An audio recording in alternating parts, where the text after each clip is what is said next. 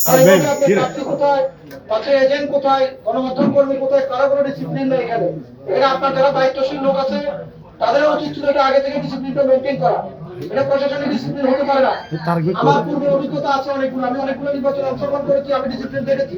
কিন্তু আমরা এই কয়েকবার এসে দেখি ডিসিপ্লিন মেনটেন করতে অনেকক্ষণ আগে থেকে আপনাদের লোকজনকে বলা হয়েছে যে প্রার্থীদেরকে সুব্যবস্থা করে দেওয়া হোক।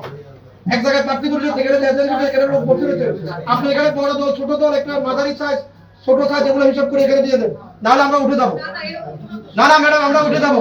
আমরা ডিসিপ্লিন ব্যাপারে আমরা হার্ড লাইনে আছি, আমরা পুরো ডিসিপ্লিনে হার্ড লাইনে আছি।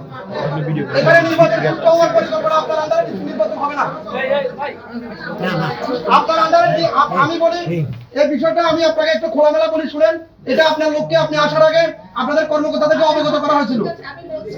এখন আপনি যখন স্টেজে বসে গেছেন তখন যদি বলেন এটা কি কেউ বিশ্বাস করবে? এখানে নির্বাচনে সুষ্ঠু পরিবেশ আমি দেখতেছি না। বড় প্রার্থীর লোক যারা বাইরে হুমকি দিচ্ছে, এজেন্ট কিনতেছে, ভোট কয়টা পাবেন, এই যে ডিসিপ্লিন মেনটেন গুলা এগুলো আপনাদের দায়িত্ব। এগুলো প্রথম থেকে শুরু করে আমরা ছোট বড় এখানে কেউ কারো ভাবে বিভক্ত না। তাহলে আপনারা এটা বিভক্ত করে দেন, এখানে বিভক্ত করে দেন ডিসিপ্লিন। এখানে অনেকগুলো লোক বসে আছে, ওখানে ওই পিছনে প্রার্থী করেছে, তার মাঝখানে আরো সাধারণ লোক বসে আছে, এটা কি ডিসিপ্লিন হলো?